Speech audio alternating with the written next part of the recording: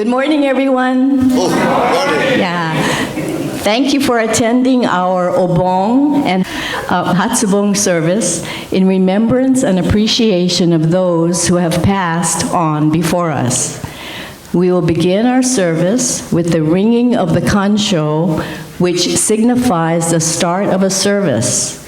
Please remain quiet and listen to the beautiful sound of the bell.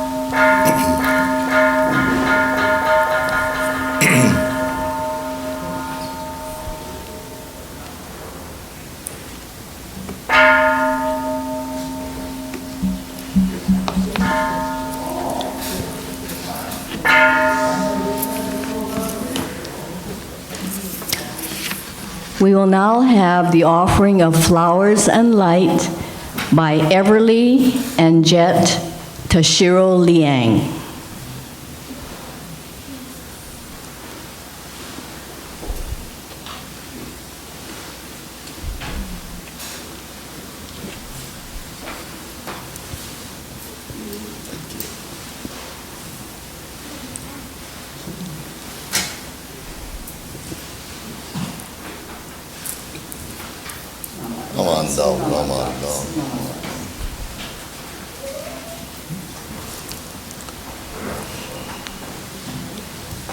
Please rise for the meditation, followed by the chanting of the Vandana Ti-Sarana in both the Pali and English languages by everyone.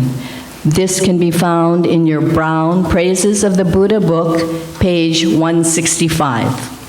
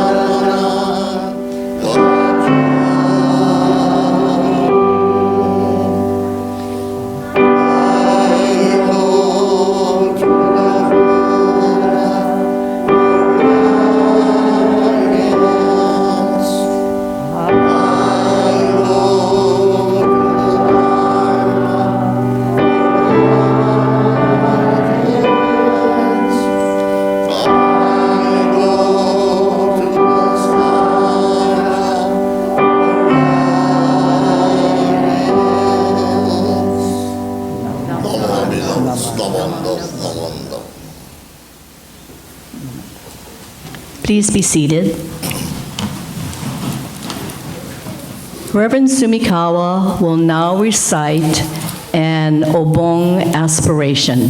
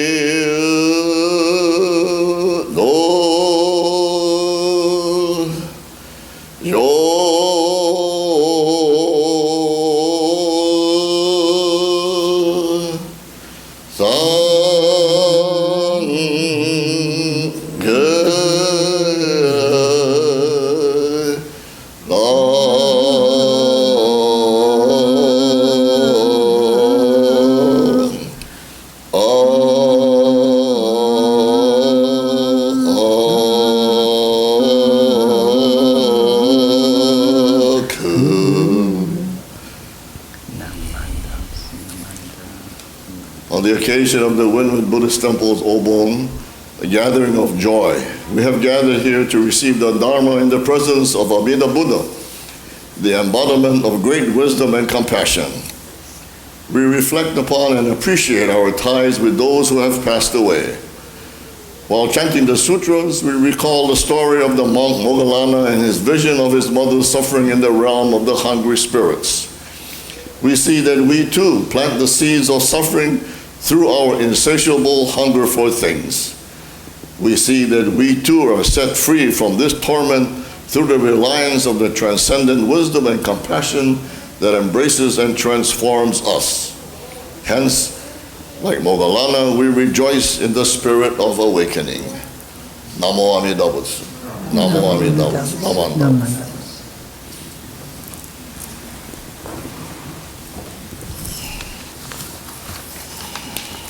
Reverend Sumikawa will now chant the Amida-kyo.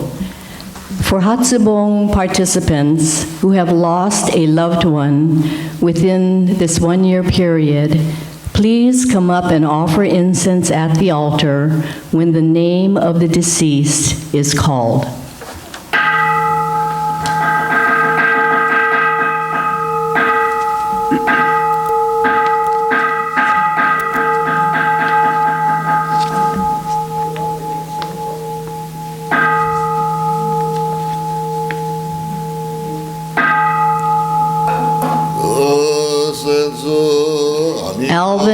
Yamada. 十部祭者へ公義十非公六を両内響く主戦に百五条人区大勢大荒か首相知識上昇ら日本マカモ県年マカカ書マカカ宣伝マカクシラリハタ勝利ハンダガナンダアナンダ Les Oda, Dennis Horimoto, Jackie Brown, Berna Austin, Mr. Chun, Mrs. Kurihara, and Fusae Hayakawa. 初代弟子病床菩薩マカサ本樹子法以愛 Obon participants will now be called 菩薩上昇人菩薩行女 Toshio Miyamoto, 菩薩 Seisho, and Shizue Yonomine. 上昇天愛修復二次運動浄土舎利法重生裁法過剰万国仏道不正解妙万極羅合同分老阿弥陀公見在説法舎利法移動ガト妙意高楽合国修上無修安住小楽公明極楽舎利法極楽極道地上南順七条南無七条五十改正司法修相異名税公異国妙和極楽舎利法 Laverne Morisato. 法事破国土水十万の上司体順次根社富士四辺街道本郷瑠璃ハリ老女上風学薬医根本流儀ハリ社交職種名の二言直視四周連芸大乗者利上式証拠法式良好職式釈光 Harry and Janet Hiramoto, Harumi and Kiyomi Yamamoto. 国土将軍風車違法非部国土上査天学黄金寺修夜六時二分万ダラ渓谷各修上上位小太各位渓玉上州妙渓空用他法十万六部即位直地剣道本国本直教養シャリ法極楽国道上風尿税空毒将軍武士シャリ法異国上風修十奇妙座式新朝白虎空弱法無シャリ下領民が無名史上霊障宗教上夜六時水和芸音五音現象法根合歴史地方大文発祥道文行税統合合同修上門税能に大筆伝文年俸年相シャリ法領毛異象徴実学製造配差少々少々異社が非部国道無三幕宗シャリ法合母国道毛州三幕道神妙阿教十一聖書上長改正阿弥陀文浴場六両法温泉流変化少佐シャリ法非木国道未風水道小法五十十法南無水未妙二尿落泉十学道寺草温税税温茶開示年上年部年俸年相指針シャリ法法仏国の上上税孤独少女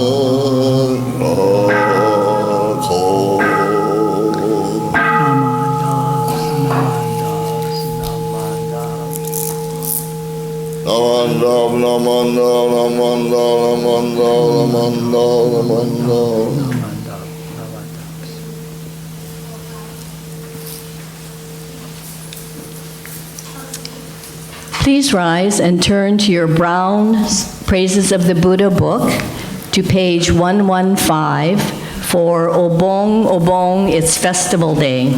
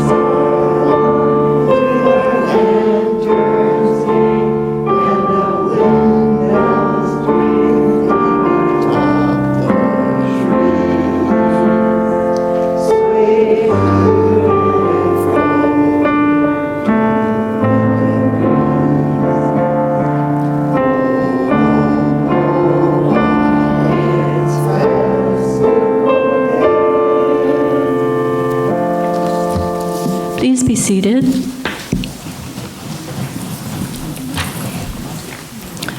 This morning's Dharma Talk for our Obon service will be by our guest speaker, Reverend Jan Youth. She's a retired minister of the Hompa Honganji Mission of Hawaii. Reverend Sumikawa will introduce her to the congregation.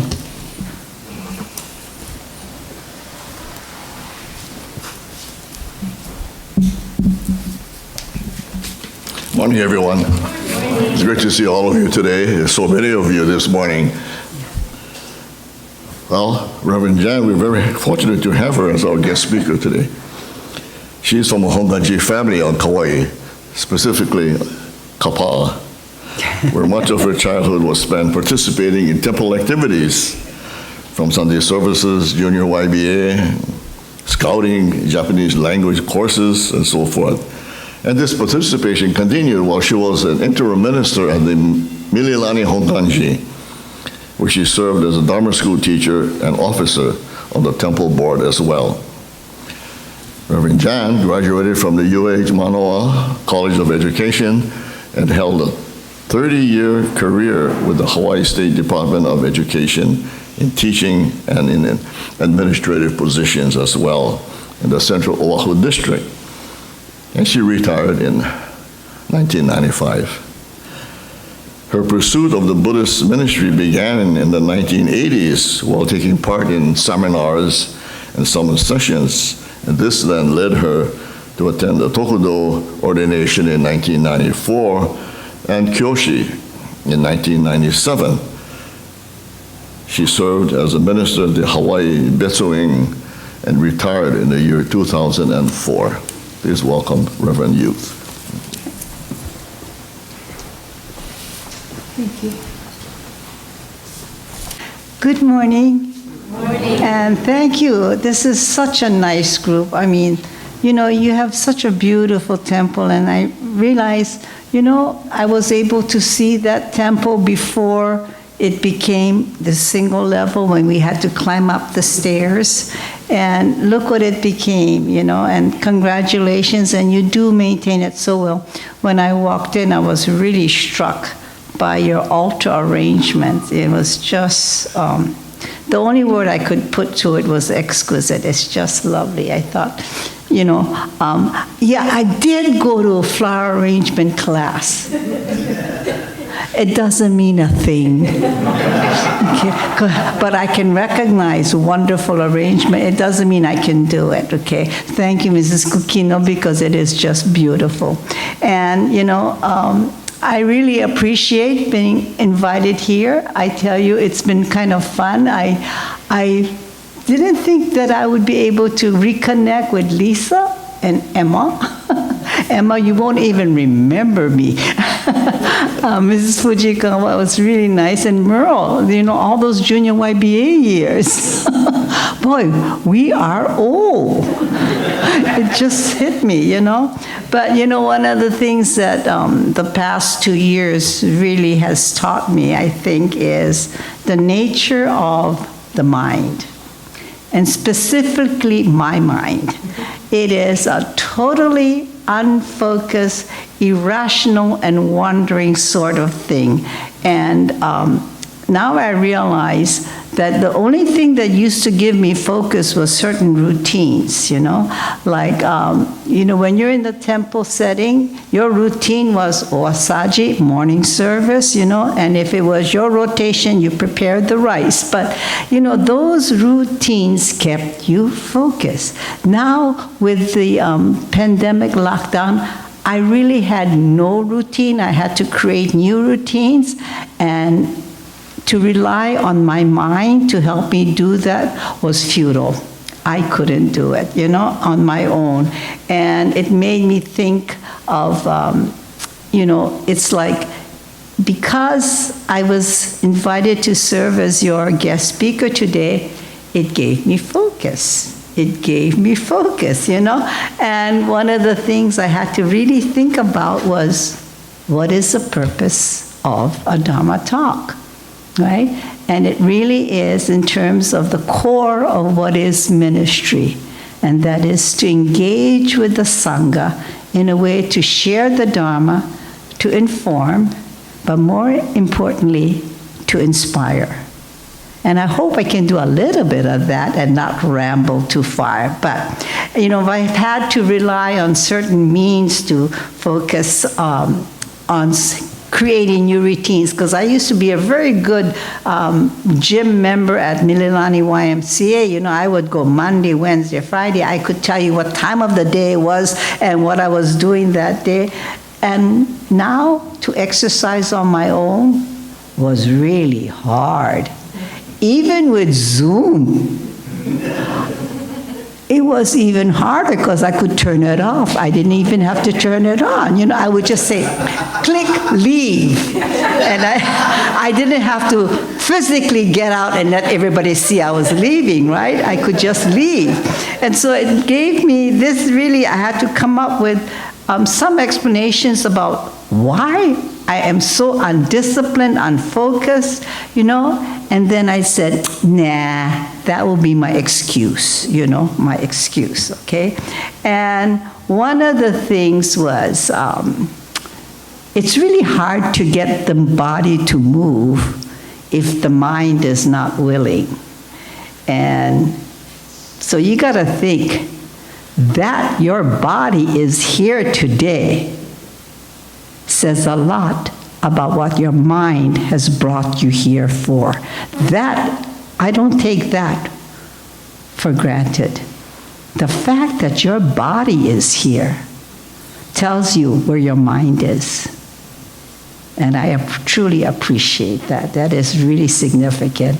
And one of the things about, I think, that really struck me was Jodo Shinshu, like general Buddhism, there is no guilt.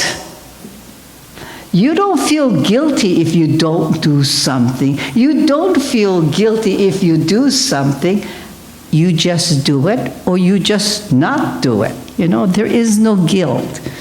But us humans, yeah, we are such judgmental characters.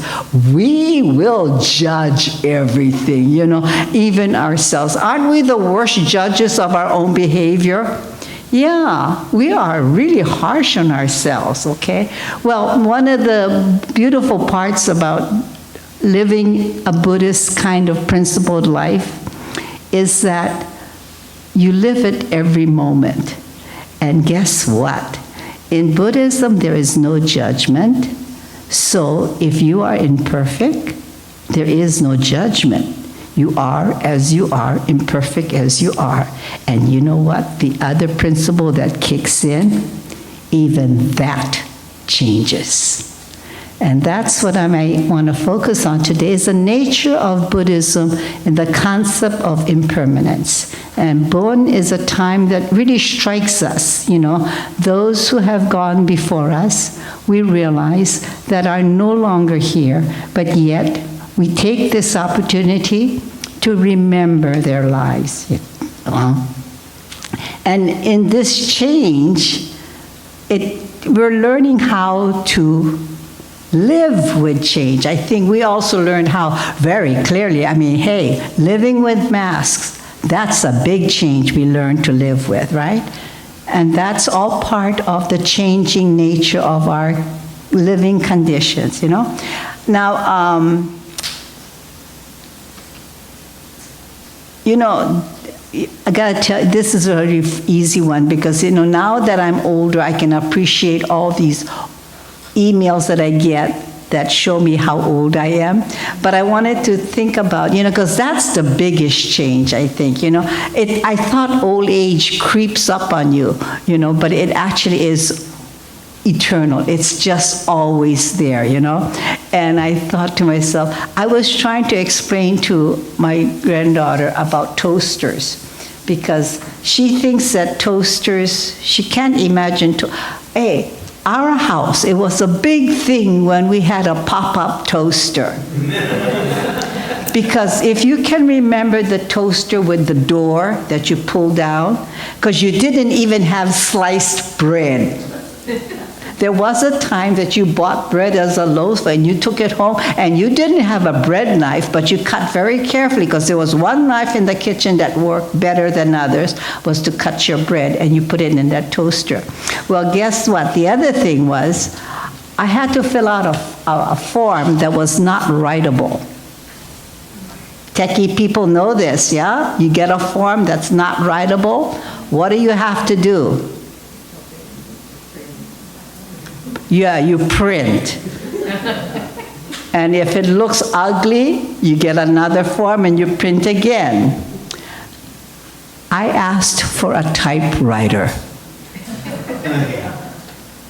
When was the last time you touched a typewriter? Not a keyboard, a typewriter. Yeah, a typewriter, and they all went, what? And they had no concept. And you know what? I tell you, this was a blessing, because it was like, where do you find a typewriter? Guess where? Honolulu Police Department. They fill out a lot of forms that are not in the computer. So my daughter-in-law is with HPD, so she took the form and she tried to fill it in. And boy, you try typing a form when that's not your job. So you have to get this device that reads the photo to a PDF into a writable form, and then you start from there.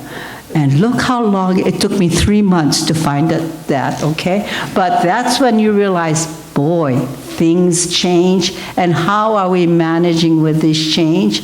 And Bon gives us a chance to pause, to observe, to reflect, and to experience this Buddhist principle about impermanence. And with impermanence, we're talking about change. And the major message today that I want you to understand some things about the life of form. This right now is the life of form. The ihai, The photos represent a life that is formless.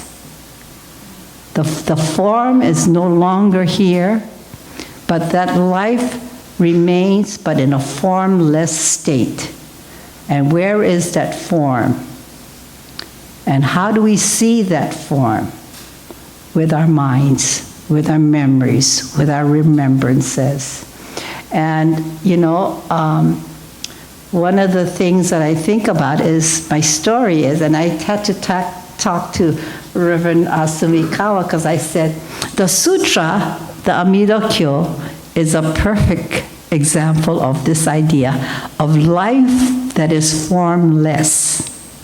In the beginning of the sutra, all the sutras begin, thus I have heard once when the Buddha taught in da-da-da-da-da, wherever he was. And who was in the audience? In the first 36 lines, I think, of that sutra are the names of all the other bodhisattvas and his prince followers and his disciples were part of the Buddha's, what would you call it? His contingency or his gathering. This was a roll call of who came to hear the Buddha say give his message that's contained in the Amida-kyo. So that's the name of the list of all the people in attendance. My sister, and I talk to her every day because she's on Kauai, and she's going through her own aging challenges, but she shared with me one of her practices or her own rituals, that before she goes to bed every night, she lists all the people that she wants to thank. Every night she lists, and it helps her fall asleep. And she starts with her family, her husband, her late son, her daughter, her other son, our mom, our dad. And as she's telling me her list, guess who interrupts and says, "Am I on the list?" You see the monkey mind? The monkey mind that only thinks about herself, like, am I on your list? And she said, "You're not dead." And I said, "Oh, well, I'll never know if I'm on your list." No, she said, "No, this is to thank." She says she names all the people that she wants to thank. And I said, wow. And it takes her quite a while to go through that list. And she thanks all the people by their name. By their name. Because she said, when I say their name, their life comes forth in my mind as a reality.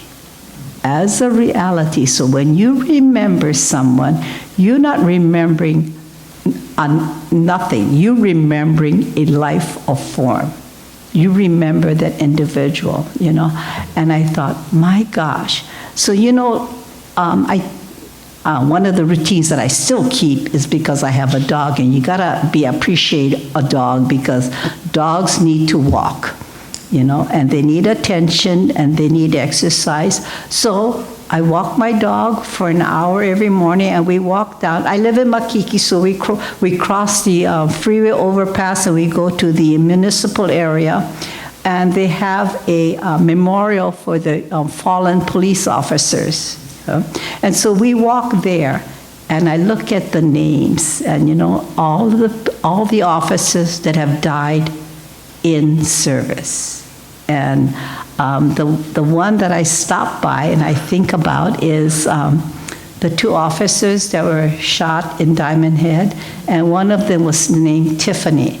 And when I stop at her plaque, I look at that, and interestingly, I think, see, my daughter-in-law is a police officer, and on that day, that would have been her watch. And so when I stop at Tiffany's, my thought is, thank you for what you have done. You have saved my daughter-in-law's life, and I'm sorry that you had to lose yours, But once I say her name, she is real to me. she is as real as the day that I had met her, you know. And I think to myself, you know, even I remember walking through, I've only been to DC twice, and the first time I went and we walked through the Vietnamese wall. And I'm not too sure, but, you know, I know we asked for directory to find the panel and the name, and I found my classmate's name, you know, but on that wall are the names, individual names, and it just strikes you that these were lives. You know, this was somebody who was a son or a daughter, and who had a mother and a father. And what pain that must have been for them too. But in this time, I think about, you know, that there is life that is without form, but life nevertheless. A life that we remember, and the life that we still continue to cherish at an Obon Obon ceremony. And I think that sometimes it's good that we do have these things in our tradition to help us stop so that we can allow ourselves to remember. And that's what this day is. It allows us a chance to remember every one of those family members and friends that we may not even remember, we may not have even been born, but they are still part of who we are. That this life of form came because of those formless lives before us. And that we are here today to remember is a wonderful idea of where your mind is. Your mind is in terms of respect and reverence for a life that was shared with you. So I thank you for this Obon opportunity to share a life of form and a life of formlessness, but how wonderful that, as Thich Nhat Hanh says, impermanence makes it all possible.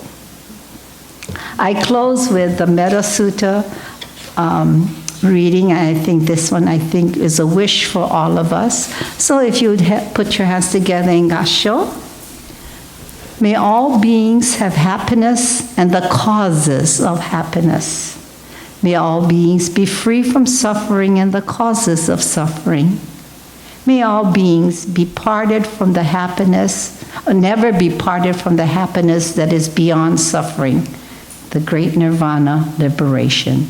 May all beings abide in peace and equanimity, their minds free from attachment and aversion, and free from indifference. Namo Amida Butsu. Namo Amida Butsu. Thank you so very much.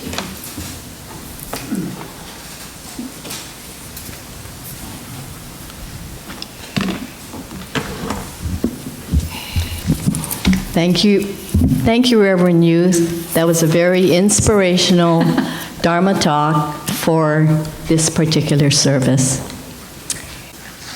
So please open the purple supplementary service book, which is located in the chair pocket in front of you, and turn to pages 41 and 42 for Gatha's Ondokusan 2 and Gratefulness. Gratefulness is on both sides of the page. Please rise.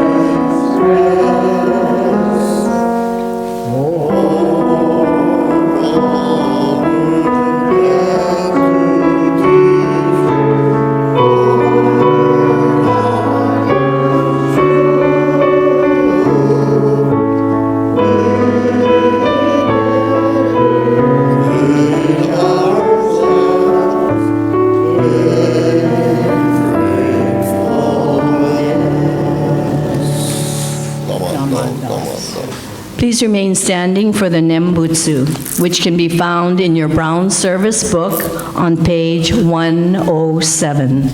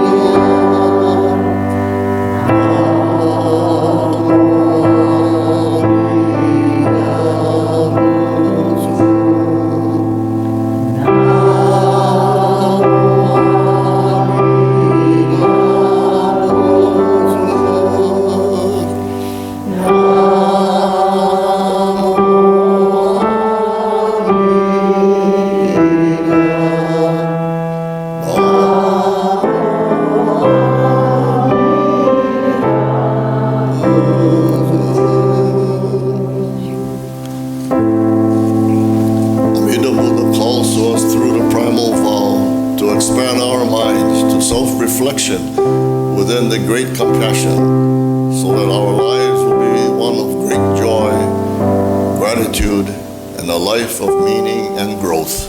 Namo Amida Butsu. Namo Amida Butsu. Namo Amida.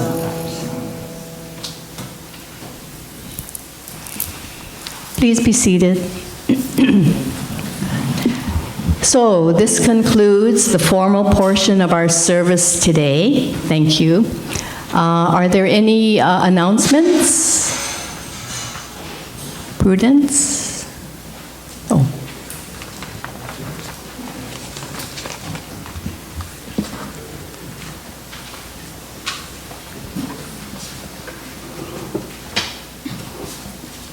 Good morning. Nice to see everybody here. Some people we haven't seen for a while, but it's nice to see you back. We do have a couple of guests today. Millie Yamada and her sister Judy are with us today. So I think they're seated in the back so we can meet them during our social hour. I'd also like to thank Reverend Youth. That was very inspirational. I never thought of it that way, you know, that I have a form and one day I won't be here. You know.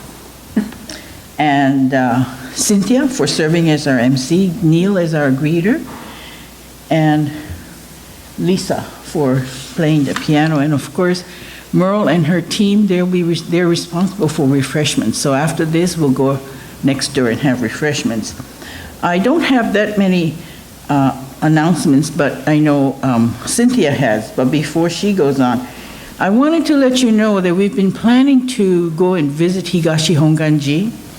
And we've arranged to visit them the first Sunday in August. As you all know, we don't have regular service in August. But on August 7th, we will be going to, those of you that want to join us, we'll be going to Higashi Honganji. They have their service at 9. So I'm going to have a sign-up sheet out there. So I thought that those of you that live in Kaneohe, it's easier for you to just drive over there. And the address is listed here. I think I put it on, yes. And those of you that live in Kailua, or if you want to drive over from Honolulu, I've asked Stan Tomasa if he would provide us one of his little buses so that we can carpool from here. So all the instructions are on this sheet. So it would be interesting to visit them. They are located somewhere in Kaneohe, Keahala Road. Anyway, so again, no service next week. We had it as no service because we were going to have a bone dance, but we decided no bone dance, but we'll still have no service.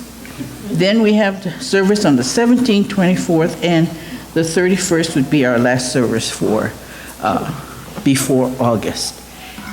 And today is first Sunday, so of course we always recognize birthdays and we always have some kind of activity. And so you all must be wondering, what are we going to do today? Well, I was hoping the sun would be out, and because it's a long weekend, we're going to make ice cream. So I was hoping some of the children would be here. So I'm going to set up the table in the back. You can either make vanilla, chocolate, or strawberry. Okay, so you go and have your refreshment, and after that, you can come back this side and you make your own dessert. Okay? Wow. All right. Cynthia, it's all yours. Oh, Cynthia can announce that too. Thank you.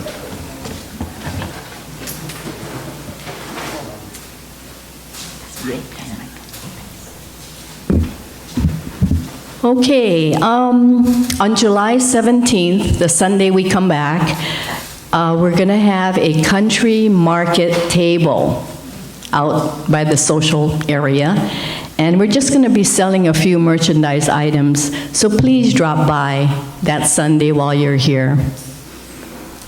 Then, because we don't have any service next Sunday, there's no bingo. So we're going to...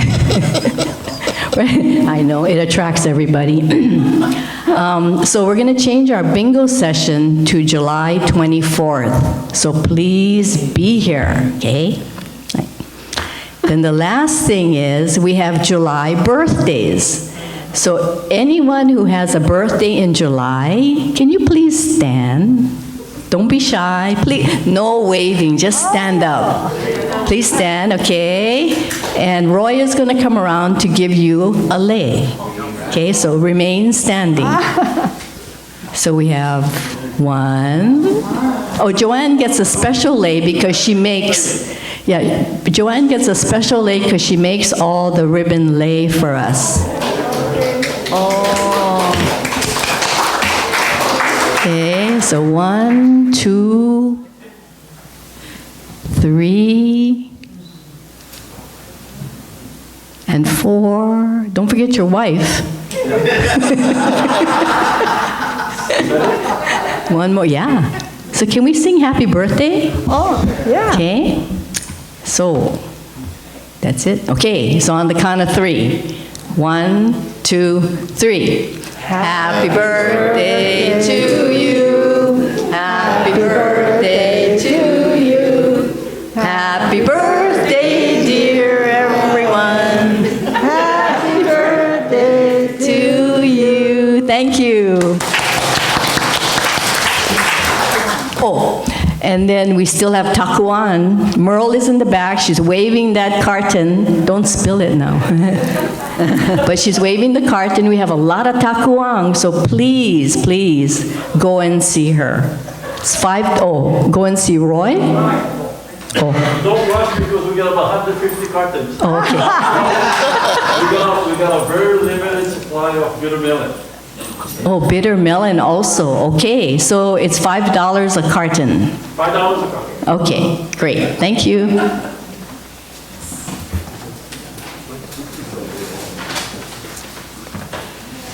Okay, before we go and eat, let's turn to page 126 on the Red Book for words of thanksgiving.